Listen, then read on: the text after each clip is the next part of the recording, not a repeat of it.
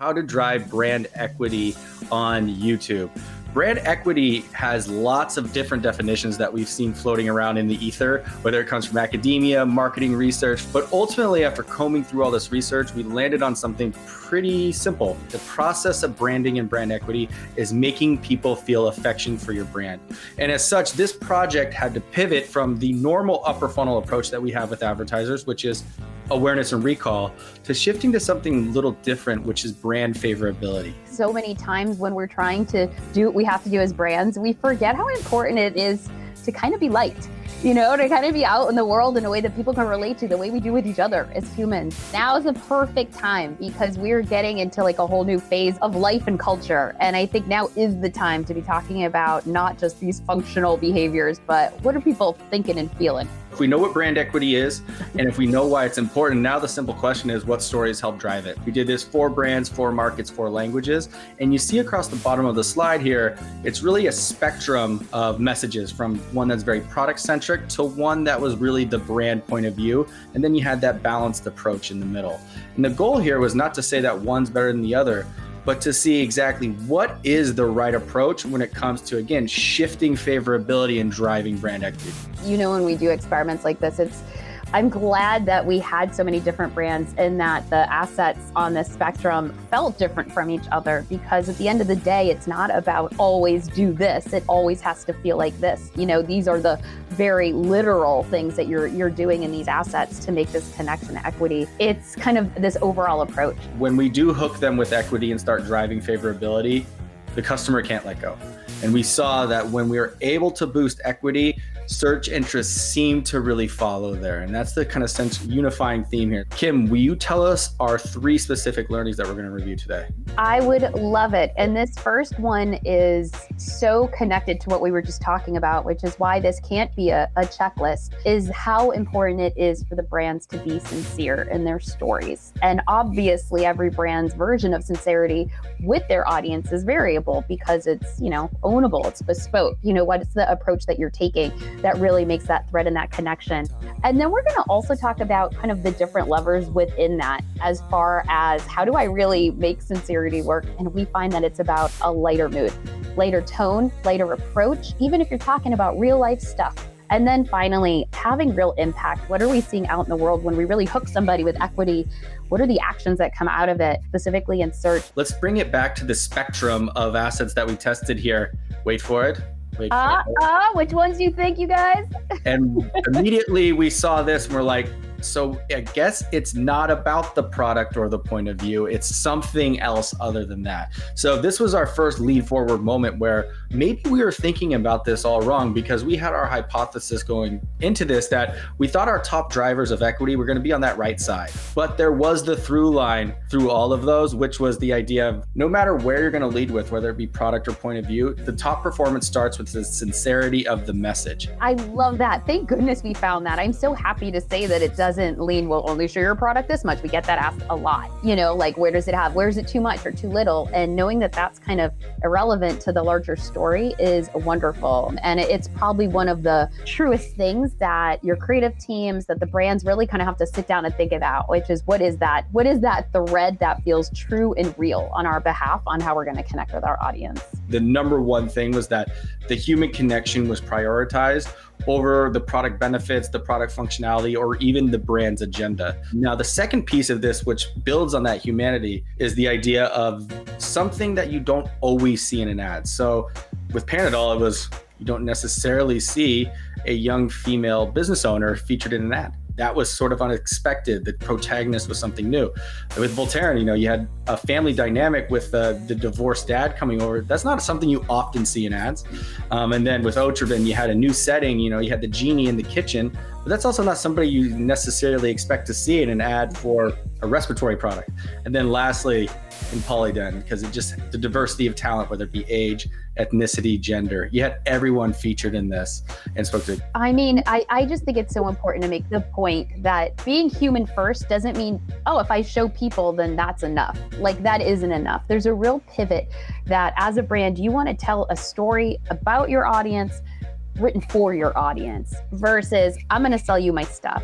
And I think one other piece, and you see this across the bottom of the slide, each did a little something in the production that brought to life the humanity a little more. So with Otrivin and Polydent, we saw that the people were speaking directly to camera. But with the other two ads on the left side, we saw that little subtle tricks. With Voltaren, there was a little handheld camera movement that brought to life a little bit of almost a home movie feel. With the Panadol ad, there was a really nice visual effect that showcased the passage of time. You can see too, looking at this, the spectrum of breaking the fourth wall. And yet at the same time, the two ads on the left, even though they aren't employing that, they are presenting a story because they are making the audience first in how they're telling the story, but also they're using these techniques that feel real versus we did a heavy production thing. There's something about it that feels just a little bit more raw and real. The first rule of inclusive storytelling is nothing for us without us.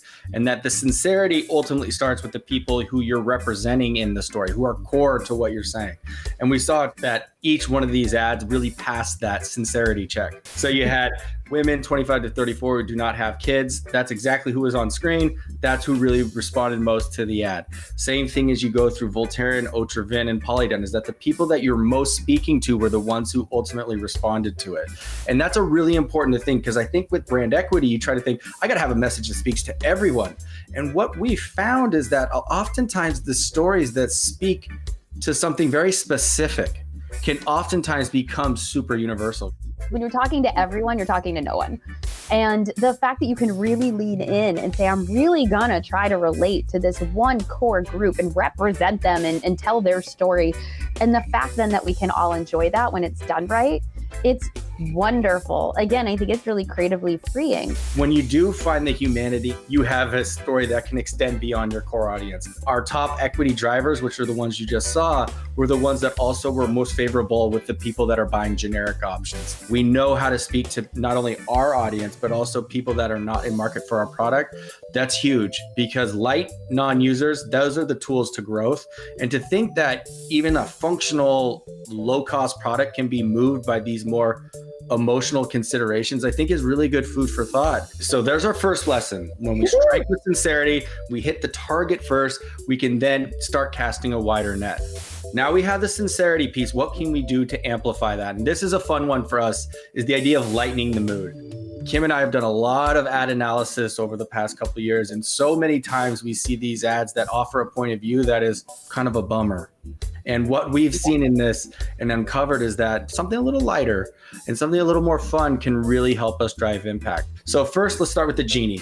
This was our top performer, 2x the benchmark for best in class. This ad was a lot more fun, humorous than the other ads in the Otrivin experiment. Yes. How many times have you heard different teams talk about their ads and they're like, well, we want it to be emotional. And the word emotional means dramatic or tearjerkery, or and there's some kind of correlation with the negative side of feelings to go with something that feels emotional. And here we start to unlock that it's not that.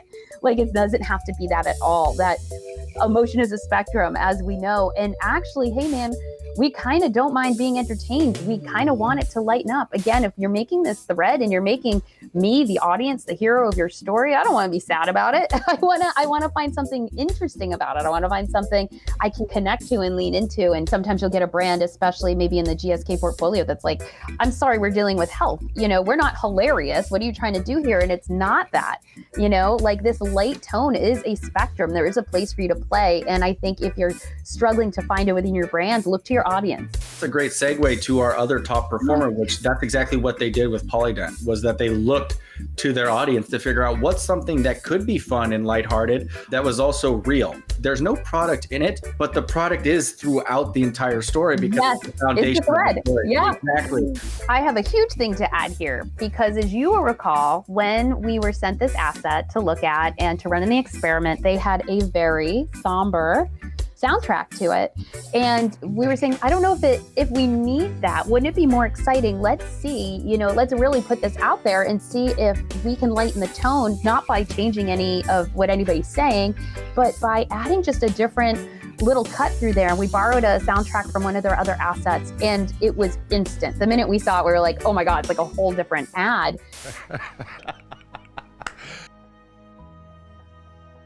I don't know. My wife doesn't complain.